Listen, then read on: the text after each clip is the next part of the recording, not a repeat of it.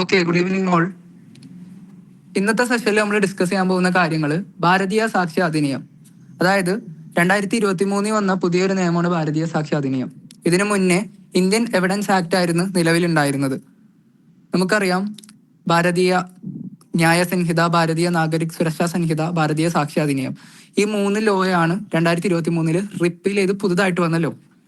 ഇതിനു മുമ്പ് ഭാരതീയ ന്യായ സംഹിതക്ക് പകരം IPC ആയിരുന്നു, നാഗരിക് സുരക്ഷാ സംഹിതക്ക് പകരം CRPC ആയിരുന്നു, സാക്ഷ്യ അധിനിയത്തിന് പകരം എവിഡൻസ് ആക്ട് ആയിരുന്നു. ഇതിൽ ഒരെണ്ണം സബ്സ്റ്റാൻറ്റീവ് ലോയും ബാക്കി രണ്ടും പ്രൊസീജിയറൽ ലോയും ആണ്. BNSS-ഉം അതേപോലെ തന്നെ ഭാരതീയ സാക്ഷ്യ അധിനിയം, ഇത് രണ്ടും പ്രൊസീജിയറൽ ലോയാണ്. അപ്പോൾ ഈ ഭാരതീയ സാക്ഷ്യ അധിനിയം എന്ന് പറഞ്ഞ ടോപ്പിക്കിൻ്റെ അകത്ത് നമ്മൾ ഡിസ്കസ് ചെയ്യുന്ന കാര്യങ്ങൾ എന്തൊക്കെയാണ്? മുഴുവനായിട്ടും നമ്മളവിടെ ഡിസ്കസ് ചെയ്യാൻ പോകുന്നത് കോർട്ട് പ്രൊസീജിയർ ആണ്. അതായത് ഭാരതീയ നാഗരിക് സുരക്ഷാ സംഹിത, ആദ്യം ഭാരതീയ ന്യായ സംഹിത നമ്മൾ പഠിച്ചു. ഭാരതീയ ന്യായ സംഹിതയിൽ ഏതൊക്കെ കാര്യങ്ങളാണ് ക്രൈം, അത് ചെയ്താൽ എത്ര പണിഷ്മെന്റ് കിട്ടും എന്നീ 2 കാര്യങ്ങളാണ് നമ്മൾ ഫുള്ള് BNS-ൻ്റെ അകത്ത് നോക്കിയത്. മർഡർ കമ്മിറ്റ് ചെയ്താൽ എത്ര ശിക്ഷ കിട്ടും, ഡെത്ത് പെനാൽറ്റി കിട്ടും, അല്ലെങ്കിൽ ഇംപ്രിസ്മെന്റ് ഫോർ ലൈഫ് കിട്ടും, അല്ലെങ്കിൽ ഇംപ്രിസ്മെന്റ് അപ് ടു 10 years കിട്ടും.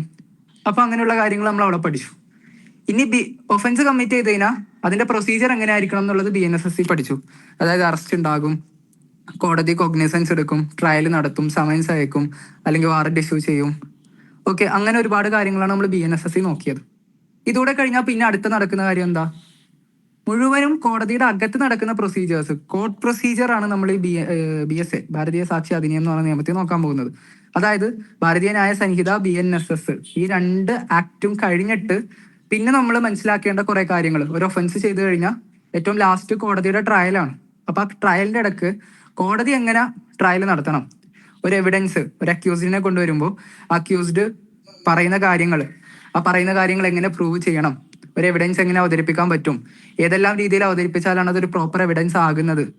ഓക്കെ, എവിഡൻസറി വാല്യൂ കിട്ടണമെങ്കിൽ ഏതെല്ലാം രീതിയിലായിരിക്കണം, അതിന് റിലവൻസി ഉണ്ടോ, ഫാക്ട് ഇഷ്യൂ എന്നാൽ എന്താണ്, ഓക്കെ, ഫാക്ട് ഇഷ്യൂവിന് മാത്രമാണോ റിലവൻസ് ഉള്ളത്, അല്ലെങ്കിൽ അതർ ഫാക്ടുകൾക്ക് റിലവൻസി ഉണ്ടോ, അങ്ങനെ ഒരുപാട് ടോപ്പിക്. പ്രൈമറി എവിഡൻസ് എന്താണ്, സെക്കൻഡറി എവിഡൻസ് എന്താണ്, ഇലക്ട്രോണിക് എവിഡൻസ് എന്താണ്, BSA വന്നുള്ള പുതുതായിട്ടൊരു പ്രൊവിഷനാണ് ഇലക്ട്രോണിക് എവിഡൻസ് എന്ന് പറഞ്ഞ സംഭവം.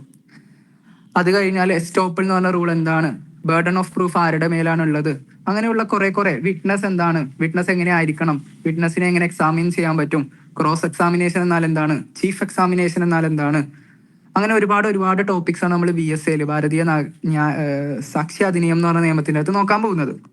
അപ്പോൾ ഭാരതീയ സാക്ഷ്യ അധിനിയത്തിന്റെ ഒരു സ്ട്രക്ചർ നോക്കുകയാണെങ്കിൽ 170 സെക്ഷനാണ് അതിന് മൊത്തം ഉള്ളത്. 1 മുതൽ 2 സെക്ഷനുകളിൽ അതിന്റെ ആപ്ലിക്കബിലിറ്റിയെ പറ്റിയാണ് പറയുന്നത്. ഈ ആക്ട് എവിടെയൊക്കെയാണ് ആപ്ലിക്കബിൾ ആകുന്നത്, എപ്പോഴാണ് കെയിം ഇൻ ടു ഫോഴ്സ് ആകുന്നത്, കമൻസ്മെന്റ് എപ്പോഴാണെന്നുള്ള കാര്യങ്ങളാണ് സെക്ഷൻ 1 പറയുന്നത്. സെക്ഷൻ 2 ഡെഫിനേഷൻ ക്ലോസസ് ആണ്. അതായത് ഈ ആക്ടിൽ പറയാൻ പോകുന്ന കുറെ വാക്കുകളുടെ കൃത്യമായ നിർവചനം, അതാണ് സെക്ഷൻ 2 പറഞ്ഞിട്ടുള്ളത്. 2A, 2B, 2C, 2E എന്ന് പറഞ്ഞിട്ട് ഓരോരോ ക്ലോസുകളിൽ ഓരോരോ കാര്യങ്ങൾ ഡിഫൈൻ ചെയ്തിട്ടുണ്ട്.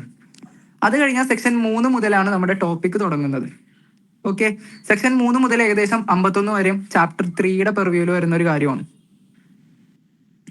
ഈ ഒരു ചാപ്റ്ററിലാണ് ഫാക്ട് ഇൻ ഇഷ്യൂ, അതേപോലെ തന്നെ റിലവൻസ്, അതേപോലെ തന്നെ ഫാക്ട് ഇൻ ഇഷ്യൂ സെക്ഷൻ 3 പറയുന്ന ഒരു കാര്യമാണ്.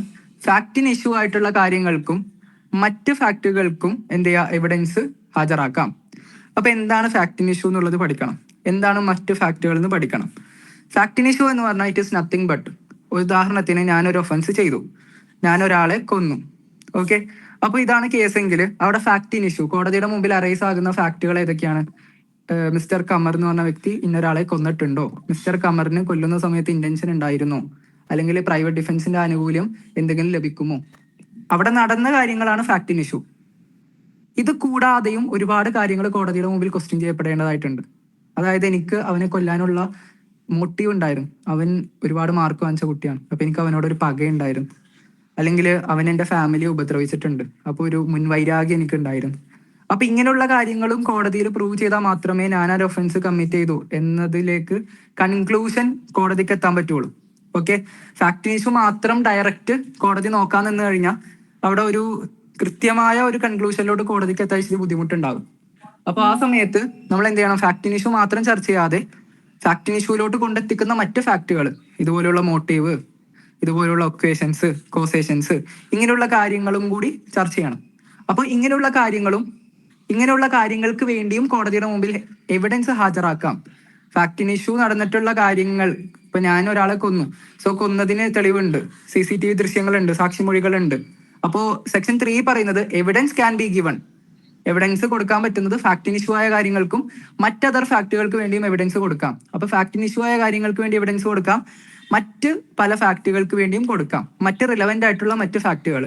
അപ്പോൾ ഏതൊക്കെയാണ് റിലവന്റ് ആയിട്ടുള്ള ഫാക്ടുകൾ എന്നുള്ളത് നമ്മുടെ മുമ്പിലുള്ള ക്വസ്റ്റ്യൻ ആണ്. ഫാക്ടിൻ ഇഷ്യൂ ആയിട്ടുള്ളത് നമ്മൾ ഓൾറെഡി ഡിസ്കസ് ചെയ്തു. ഞാൻ ഒരാളെ കൊന്നു, എനിക്ക് ഇന്റൻഷൻ ഉണ്ടോ, ഇതൊക്കെയാണ് ഫാക്ടിൻ ഇഷ്യൂ.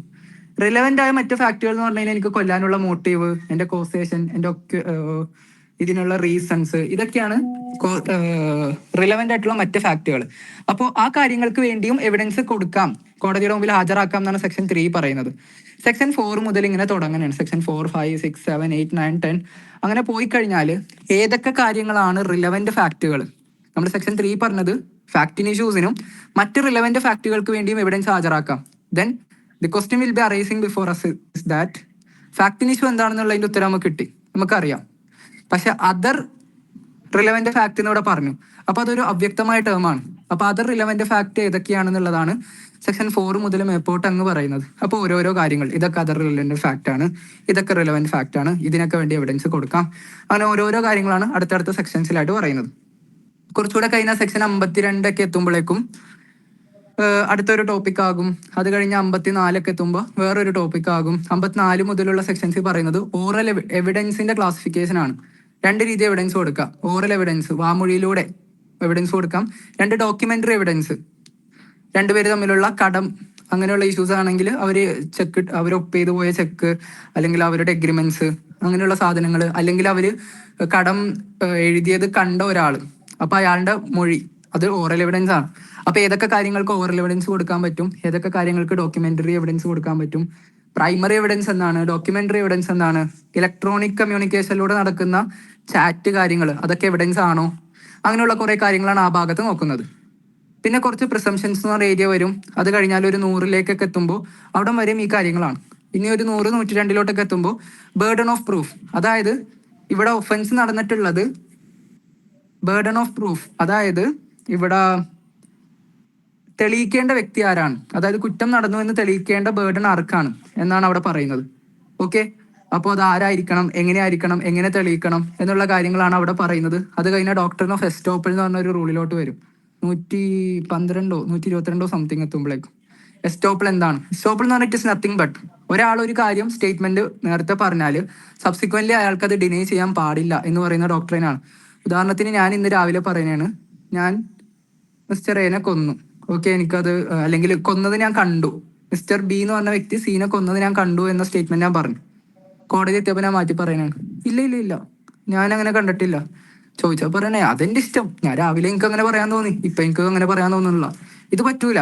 ഒരാൾ ഒരു സ്റ്റേറ്റ്മെന്റ് നടത്തിയാൽ പിന്നെ സബ്സിക്വന്റ്ലി അത് ഡിനൈ ചെയ്യാൻ പാടില്ല. ഡിനൈ ചെയ്താൽ ഡോക്ടർ ഓഫ് എസ്റ്റോപ്പിളിന്റെ അഗെയിൻസ്റ്റ് ആണ്, അത് വയലേഷൻ ആണ്, അയാൾക്ക് അതിനുള്ള ശിക്ഷ കിട്ടും. പിന്നെ ഒരുപാട് എവിഡൻസിന്റെ ക്ലാസിഫിക്കേഷൻ, ഹിയർസേ എവിഡൻസ്, പിന്നെ പ്രൈമറി എവിഡൻസ്, സെക്കൻഡറി എവിഡൻസ്, അങ്ങനെ കുറെ ക്ലാസിഫിക്കേഷൻ നോക്കാനുണ്ട്. വിറ്റ്നസിനെ പറ്റി പഠിക്കാനുണ്ട്, എക്സാമിനേഷനെ പറ്റി പഠിക്കാനുണ്ട്. ഒരു സിസ്റ്റമാറ്റിക് ആയിട്ട് സ്റ്റഡി നടത്തി കഴിഞ്ഞാൽ ഒരു 3 to 4 days കൊണ്ട്, അതായത് ഏകദേശം മണിക്കൂർ കണക്ക് പറയാനാണെങ്കിൽ ഒരു 6 to 7 മണിക്കൂർ എടുത്തു കഴിഞ്ഞാൽ നമുക്ക് കംപ്ലീറ്റ് ആക്കാൻ പറ്റുന്ന ഒരു സബ്ജക്റ്റാണ് BSA. വലിയ ടഫുള്ള കാര്യമൊന്നുമല്ല. പഠിക്കാൻ തുടങ്ങി കഴിഞ്ഞാൽ ഭയങ്കര എളുപ്പമായിട്ട് ഫീൽ ആവും. കൃത്യമായ നോട്ട്സും കൃത്യമായ ഒരു സിസ്റ്റമാറ്റിക് ആയിട്ടുള്ള വേയിലൂടെ നടത്തി കഴിഞ്ഞാൽ ഉറപ്പായിട്ട് നിങ്ങൾക്ക് എന്ത് ചെയ്യാൻ പറ്റും, കൺക്ലൂഡ് ചെയ്യാൻ പറ്റും. അപ്പൊ നമ്മൾ ഒരു BSAയുടെ ഒരു ക്രാഷ് ബാച്ച് സ്റ്റാർട്ട് ചെയ്യുന്നുണ്ട്.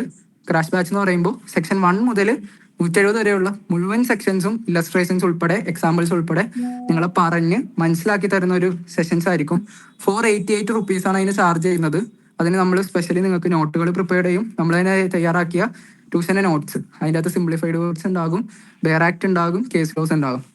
അതോടൊപ്പം തന്നെ നമ്മുടെ ക്ലാസ് ലൈവ് ഉണ്ടാകും, പ്ലസ് അതിനോടൊപ്പം റെക്കോർഡഡ് ഉണ്ടാകും. നിങ്ങൾക്ക് എക്സാമിന്റെ സമയത്ത് ഒന്നുകൂടെ കേൾക്കണമെങ്കിൽ അത് കേൾക്കാനും പറ്റും. അപ്പൊ കൂടുതൽ കാര്യങ്ങൾ ഡീറ്റെയിൽസ് അറിയേണ്ടവർ 8089276037 നമ്പറിലേക്ക് കോൺടാക്ട് ചെയ്യുക. അല്ലെങ്കിൽ അഭിനിഷേലോ അക്കാദമി ഇൻസ്റ്റയിലോ ഡിസോക്കെ കാണാൻ പറ്റും, അവിടെ നിന്ന് ബന്ധപ്പെടുക. Okay, thank you.